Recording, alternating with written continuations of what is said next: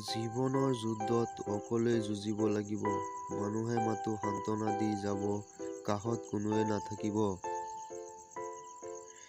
জীৱনত আপুনি যিয়েই নকৰক কিয়, মূৰ্খৰ লগত কেতিয়াও তৰ্ক নকৰিব। কাৰণ জিকিবতো নোৱাৰিবই, ওলোটা আপোনাৰ সন্মানহে যাব।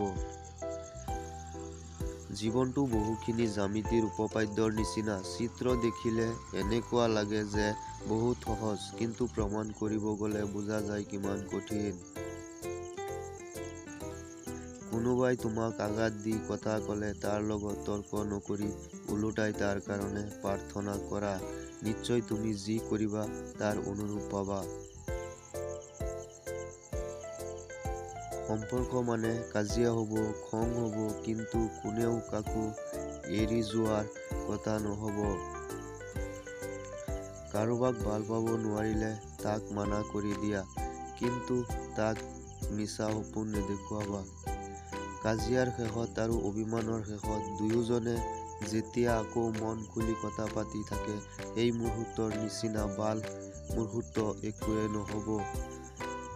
সম্পৰ্ক শেষ হৈ যোৱাৰ পাছত যদি আপুনি তাক সন্মান কৰিব নোৱাৰে, তেনেহ'লে আপুনি তাক কেতিয়াও ভাল পোৱা নাছিল। প্ৰেম যেতিয়া জীৱনত আহে তেতিয়া নীৰৱে আহে, আৰু যেতিয়া কাৰোবাৰ জীৱনৰ পৰা গুচি যায় তেতিয়া শব্দ কৰি যায় কন্দাৰ সুৰত।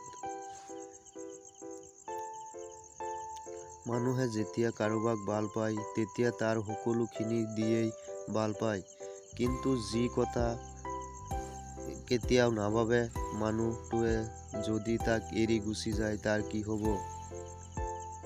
মানুহে তেতিয়াই নিজকে সলনি কৰিবলৈ চেষ্টা কৰে যেতিয়া তাৰ সপোনবোৰ ভাঙিবলৈ আৰম্ভ কৰে।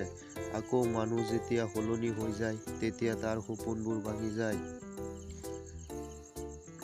বেছিভাগ ভালপোৱা সম্পৰ্ক শেষ হয় অৱহেলা আৰু মিছা অভিযোগৰ কাৰণে।